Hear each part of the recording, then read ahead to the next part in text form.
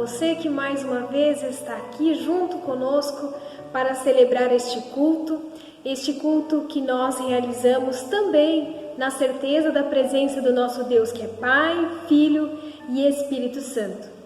Queridos, nós estamos seguindo uma série de meditações, uma série de reflexões. Na semana passada nós refletimos sobre igreja versus relacionamentos. E nesse dia de hoje estaremos refletindo sobre o tema igreja versus falsos profetas. Por que sobre este assunto? Eu não sei se você já se perguntou ou já ouviu alguém perguntando: isso que está acontecendo é um sinal do fim dos tempos?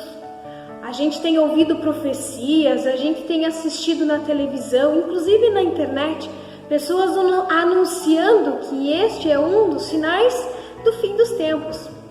Qual é o dia? Qual é a hora em que o nosso Senhor Jesus Cristo há de voltar? E esse será o nosso tema deste nosso culto de hoje, do qual eu e você estamos convidados a assistir, meditar e também levar para a nossa vida essa reflexão. Diante dessa pergunta sobre os falsos profetas, sobre essa pergunta acerca do dia e da hora em que o fim do mundo ou a volta de Cristo vai acontecer, eu quero trazer a palavra do Evangelho de Mateus, capítulo 24, versículo 36. Palavras do próprio Jesus, quando os discípulos assim então interrogaram sobre o dia e a hora em que o sofrimento, a grande tribulação iria acontecer. E Jesus diz o seguinte: mas ninguém sabe nem o dia nem a hora que tudo isto vai acontecer, nem os anjos do céu, nem o Filho, mas somente o Pai. Mais uma vez repito, mas ninguém sabe nem o dia nem a hora em que tudo isso vai acontecer, nem os anjos do céu, nem o Filho, mas somente o Pai. Queridos, o Evangelho é claro em dizer: se Jesus, sendo ele o Filho de Deus, não sabia o dia nem a hora em que ele haveria de voltar, em que o fim do mundo deveria acontecer, quem são esses que ficam anunciando o dia e a hora da volta de Cristo Jesus? Será que este não é talvez um falso profeta? Nesta certeza da palavra de Jesus, aonde nem ele, nem os anjos sabem, mas apenas Deus o Pai, que isso sirva também de consolo para nós. Consolo de que nós cremos no Filho, nós cremos no Pai e nós cremos no Espírito Santo. E o dia e a hora não nos compete saber, mas apenas confiar nesse Jesus. Que assim nós também possamos confiar e celebrar este culto juntos e juntos também cantar. E o hino que nós vamos cantar é aquele hino que fala que o Rei está voltando, que algumas coisas vão acontecer. Mas quando será? Não sabemos, mas que a gente possa dizer: aleluia, ele veio me buscar.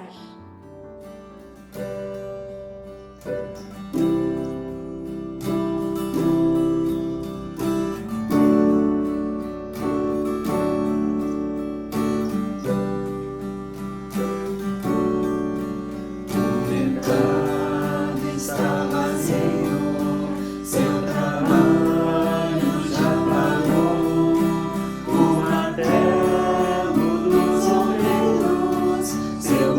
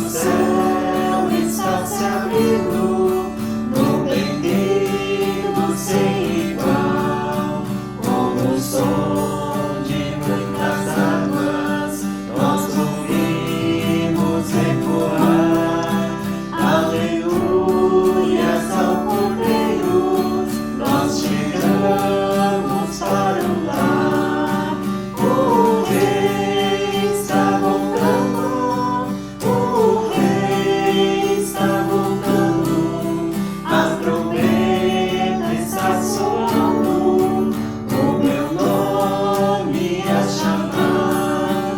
O Rei está voltando, o Rei está voltando. Aleluia, Ele vem me buscar. O Rei está voltando, o Rei está voltando. A trombeta está soando, o meu nome a chamar. O Rei está voltando, o Rei está voltando. Aleluia, Ele vem me buscar.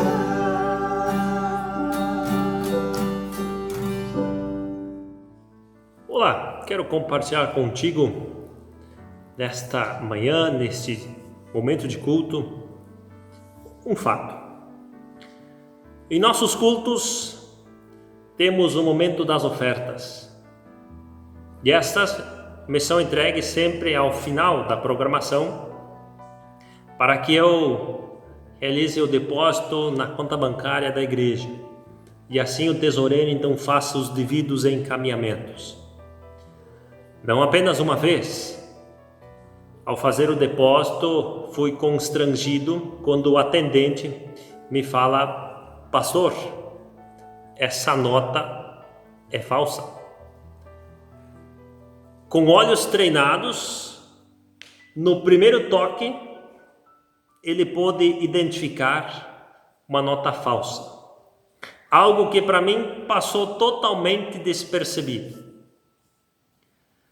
Nós vivemos tempos tão complicados que lobos se parecem como ovelhas, que soam como ovelhas. Eles aparentam ter misericórdia, parecem ser genuínos, belos, bonitos, mas tudo isso é apenas lã de ovelha falsa. Jesus, tendo em vista o nosso bem, ele aponta para além das aparências e mostra os lobos vorazes sob a pele de cordeiro. Acredite, o problema é que você e eu, nós não conseguimos identificar num olhar rápido as diferenças entre um cristão falso e verdadeiro, entre uma nota falsa e uma nota verdadeira. Nós precisamos ser treinados para isso. E por isso quero trazer para você, neste culto, a palavra de Deus do Evangelho de Mateus, capítulo 7, verso 15 a 23. Cuidado com os falsos profetas. Eles chegam disfarçados de ovelhas, mas por dentro são lobos selvagens. Vocês os conhecerão pelo que eles fazem. Os espinheiros não dão uvas e os pés de urtiga não dão figos. Assim, toda árvore boa dá frutas boas, e as árvores que não prestam dá frutas ruins. A árvore boa não pode dar frutas ruins, e a árvore que não presta não pode dar frutas boas. Toda árvore que não dá frutas boas é cortada e jogada no fogo. Portanto, vocês conhecerão os falsos profetas pelas coisas que eles fazem. Não é toda pessoa que me chama de Senhor, Senhor, que entrará no reino do céu, mas somente quem faz a vontade de meu Pai que está no céu.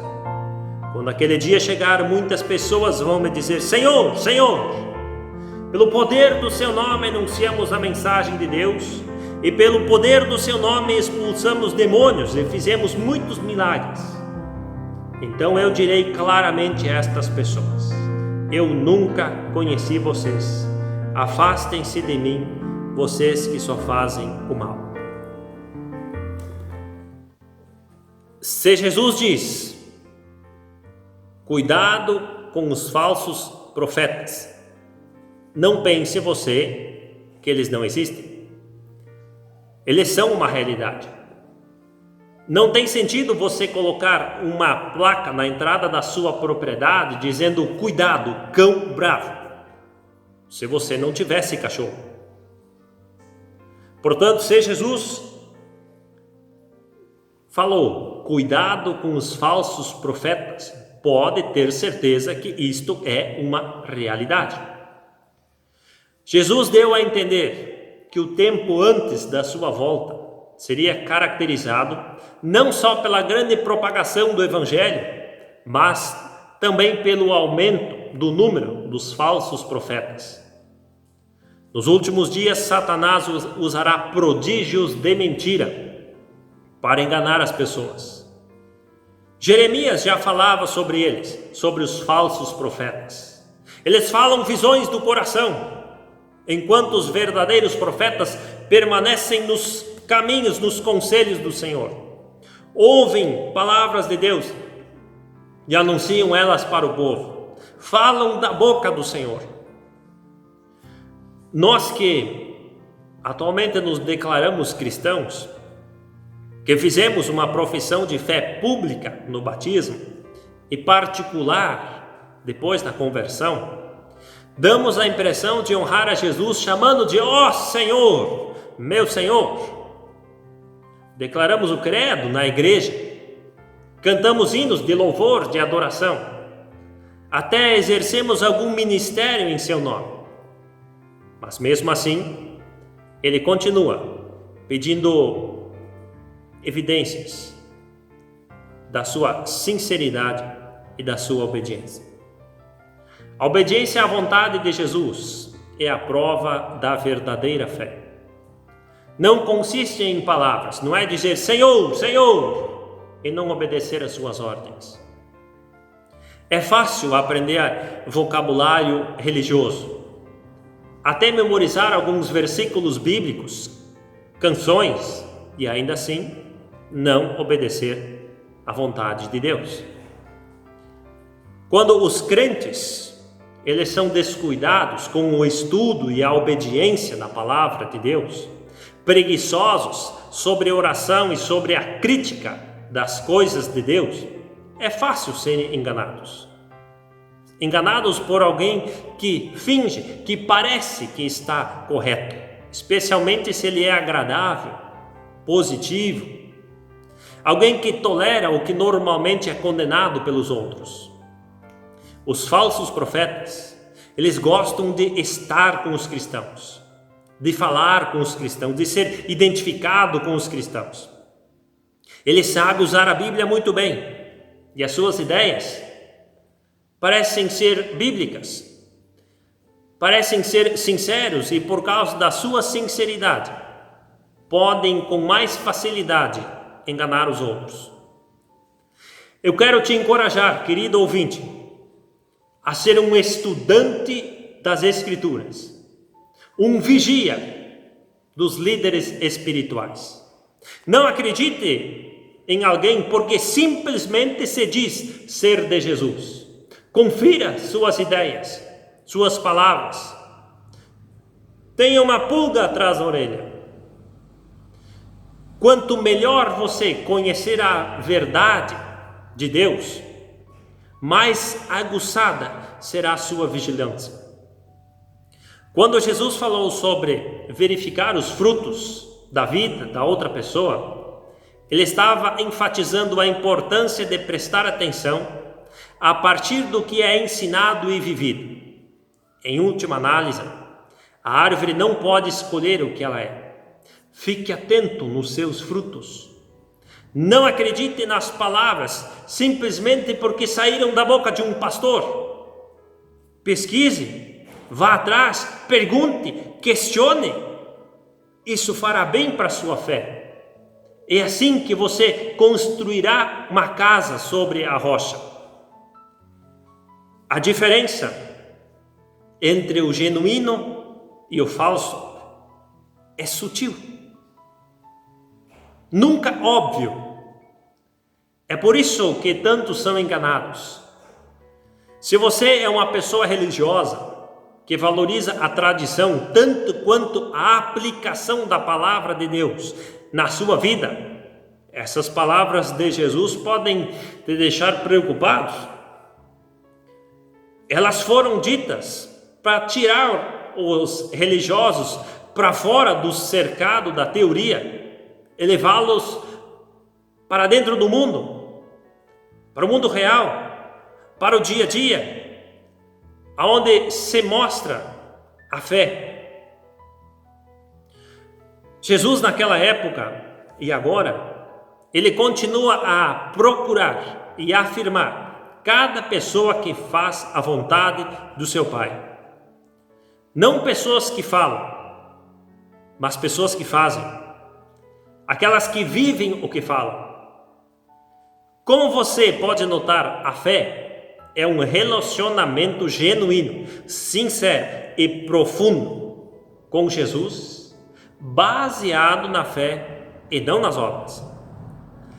Verdadeiros crentes fazem mais do que crer. Eles demonstram que vivem uma vida de obediência, vivendo a sua fé no dia a dia. Não somos salvos por obras, mas as obras acompanham a nossa conversão. As obras provam a veracidade da nossa fé.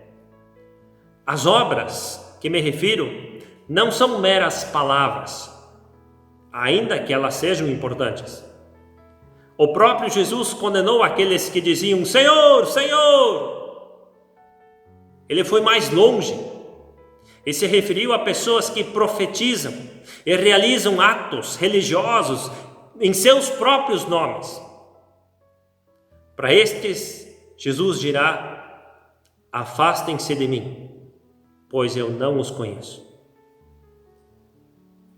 O que isso nos mostra? Que existe uma grande diferença entre falar as palavras certas, fazer coisas impressionantes e ser homens ou mulheres cujos corações foram transformados pelo Senhor Jesus. No primeiro caso, é simples religião, no outro é relacionamento. O primeiro caso é superficial. O segundo é a autêntica transformação da fé em Jesus Cristo. Eu me importo demais com vocês, queridos ouvintes, para protegê-los desta dura realidade, que não há qualquer outra alternativa a não ser escolher Jesus. Você é livre para rejeitá-lo e continuar vivendo longe dele. Você sabe disso. Mas se você morrer sem ele, todo o inferno se torna realidade.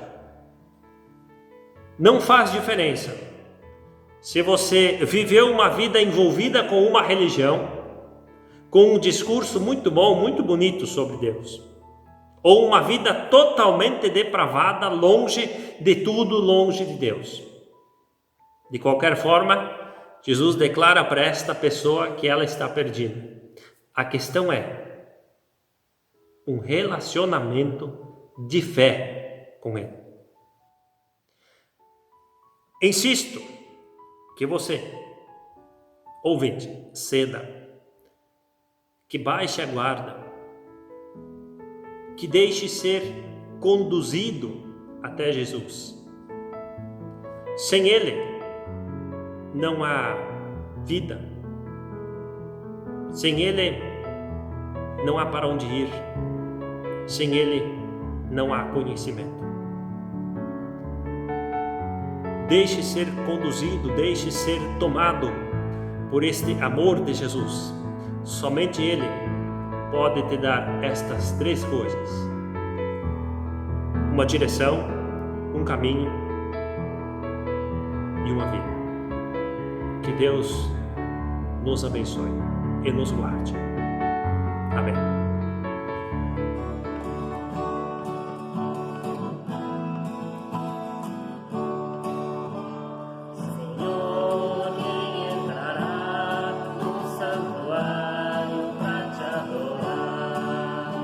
Senhor, que entrará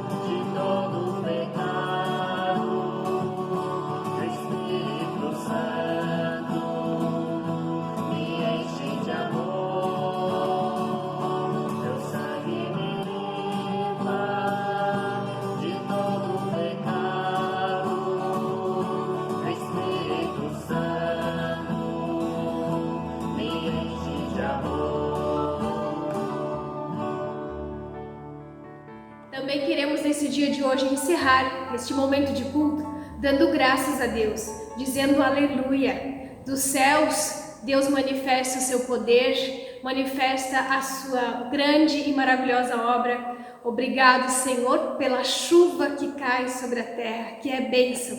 Tantas vezes nós oramos pedindo. Neste culto nós também queremos orar agradecendo a Deus porque Ele provém cada detalhe para a sua criação no seu tempo determinado.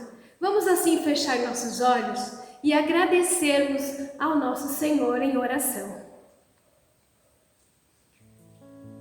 Pai querido, assim como nós já ouvimos neste culto de hoje, nós queremos te pedir perdão. Perdão, Senhor, pelas vezes em que nós nos deixamos levar pelos falsos profetas. Perdão, Senhor, pelas vezes em que o medo, a angústia, a ansiedade nos faz acreditar em qualquer coisa. Perdoa-nos, Senhor, pelas vezes em que nós não temos paciência para pesquisar na Tua Palavra e por isso nos deixamos levar aos falsos profetas. Perdoa-nos, Senhor. Pai querido, também nós queremos neste momento Te louvar e agradecer, porque a Tua Palavra nos ensina, a Tua Palavra nos guia, a Tua Palavra é lâmpada para os nossos pés e luz para a nossa vida. Obrigado, Senhor, que através da Tua Palavra nós podemos ter os nossos olhos fitos, a certeza da Tua promessa, a certeza, Senhor, das Tuas palavras que se cumpriram e que ainda irão se cumprir. Que nós aprendamos, Senhor, a confiar mais na Tua Palavra, confiar que o Teu Espírito Santo é o que guia a nossa vida e a nós cabe esperar que nós possamos estar vigilantes, que nós possamos estar em perfeita harmonia contigo, ó Senhor, para que quando de fato o Rei voltar, nós possamos nos encontrar preparados. Senhor, Te louvamos e agradecemos neste dia também por essa chuva maravilhosa. Obrigado, ó Senhor Deus, porque Tu manifestas o Teu poder, Tu ouve o clamor do Teu povo, Tu ouve, Senhor, como a Tua criação geme. Por isso nós Te agradecemos neste culto de hoje, pela chuva abençoada que cai sobre a terra. Obrigado, Senhor, por tudo aquilo que Tu tens feito por nós, por tantas vezes ter demonstrado o Teu imenso amor para conosco. E assim, Senhor, nós queremos Te louvar e agradecer e engrandecer também com a nossa vida, com o nosso dia a dia. Guia, Senhor, esta semana que está pela frente, abençoa, Senhor, nossa vida, abra nossos olhos, nossos ouvidos, para conseguirmos entender o Teu propósito para a vida de cada um de nós. Assim, Senhor, mais uma vez, clamamos pelo nosso país, pelo nosso mundo, diante dessa situação, dessa enfermidade, desse vírus que tem nos assustado. Ó Senhor, nós entregamos tudo nas Tuas mãos, mais uma vez na certeza de que Tu tens o tempo determinado para cada coisa. Assim, Senhor, nós encerramos este culto, Te louvando, Te agradecendo, em nome de Jesus. Amém. Queremos ainda desejar a bênção de Deus para a sua vida, lembrando que se você está com Jesus, o nosso único e verdadeiro Messias, nosso único e verdadeiro Deus, Ele sim que trouxe e sempre traz palavras de verdade, Ele sim que tem palavras de sabedoria. Queremos assim desejar a bênção de Deus para que Ele venha te acompanhar e te dar sabedoria e iluminar o seu caminho por onde quer que vá. Assim, que a bênção do nosso bondoso Deus, que é Pai, que é Filho e que é Espírito Santo, esteja contigo, hoje, amanhã e sempre. Amém.